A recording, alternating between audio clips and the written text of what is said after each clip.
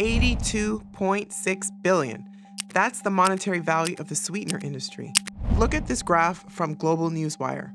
That amount is set to grow to $107.2 billion by 2032. If you didn't realize it yet, then please let me be the first to tell you that is a lot of money. And it looks like there's about to be a big dent put into that market because of a study released on February 27, 2023. For decades, Americans have been consuming sugar substitutes in their morning coffee, their desserts, and their diet drinks. But from the early days of artificial sweeteners, questions have been raised about their safety. Now, a new study has found that a popular artificial sweetener called erythritol has been linked to greater risk of blood clots that could lead to heart attacks or strokes. This study released by Nature Medicine was entitled The Artificial Sweetener Erythritol and Cardiovascular Event Risk. And the interesting thing is that the researchers weren't even looking for these results, which make the findings completely unexpected. The media coverage of this has been swift and widespread. Called erythritol. Erythritol. With many warning that people should be cautious about the continued use of this sweetener. Check out this article from CNN.com. It states that people with existing risk factors for heart disease, such as diabetes, were twice as likely to experience a heart attack or stroke if they had the highest levels of erythritol in their blood, according to the study published Monday in the journal Nature Medicine. The only problem is that this sweetener is everywhere, and I do mean everywhere. If you've ever consumed a dessert or drink that was labeled as keto-friendly, low sugar, or no sugar, then chances are that you are consuming a product that uses erythritol or some other artificial sweetener. Zero never tasted so good. Try it now. Cakes, cookies, candy, soda, sports drinks. And with the rise of the keto diet especially, products that are labeled as keto diet friendly are full of these artificial sweeteners. If you've seen our other videos, then you already know what we've had to say about keto. The use of erythritol is so widespread that it's actually a sweetener that is used to sweeten other artificial sweeteners, like stevia and monk fruit. These sweeteners are relatively new to the human diet, and as a result, according to this study, little is known about the long-term health effects of artificial sweeteners, which means that we have millions of people consuming products every single day in an attempt to deal with diabetes, obesity, and other related health issues with no idea how they will be impacted in the long term. And if this study is any indication, so many people have been innocently trying to deal with their obesity and diabetes only to set the stage for cardiovascular diseases like strokes or heart attack. Most people are just seeing these risks for the first time now because of the media frenzy over erythritol. But these risks are nothing new.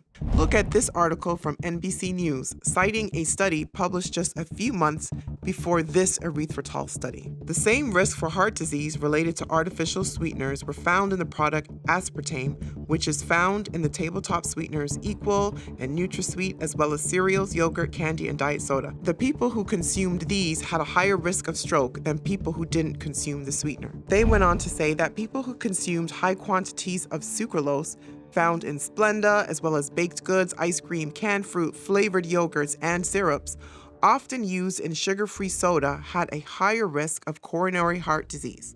Erythritol, Equal, NutraSweet, Splenda, and I'm sure the list can go on and on.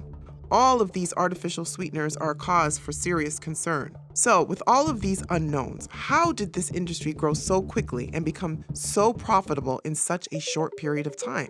Well, the answer is pretty simple, and it can be summed up in 2 words: sweet tooth. I have one, and chances are that you have one too. We all love sweet things. We love our desserts, our cookies, cakes, ice cream, you name it, we love it. But the problem is when we consume too much of what we love, it brings health issues right along with it. And that is where most people get stuck. We want to overindulge, yet we also want health. As the old saying goes, we want to have our cake and eat it too. And in the case of cake with sweeteners like erythritol, it looks like that cake we're eating to avoid diabetes turns out to possibly cause heart disease. But here's the thing. Because the jury's still out on whether these sweeteners are actually helping with diabetes and obesity in the first place, take a look at this excerpt from this article. It says that there is evidence linking the consumption of artificial sweeteners to weight gain, insulin resistance, type 2 diabetes, and cardiovascular disease. So, in essence, the very products marketed especially to diabetics and people with obesity may actually be adding to the problem as well. This means that no one fully understands exactly what is happening now or knows what is going to happen in the future. So, what should you do right now if you've been satisfying your sweet tooth with these artificial sweeteners?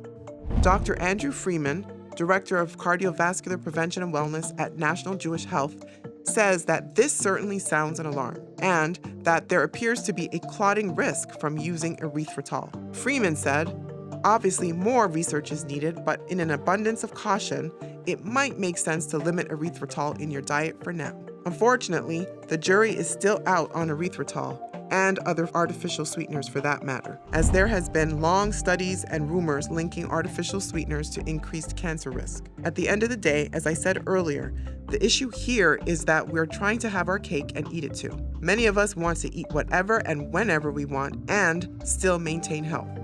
And as we learn more and more, it's becoming clear that the only path to true and sustained health is to abandon the artificial and embrace the natural in moderation. This path is one of the laws of health, and just like in society, if we break the laws, there will always be a cost. Remember what we said in the beginning? This industry is an $82.6 billion industry.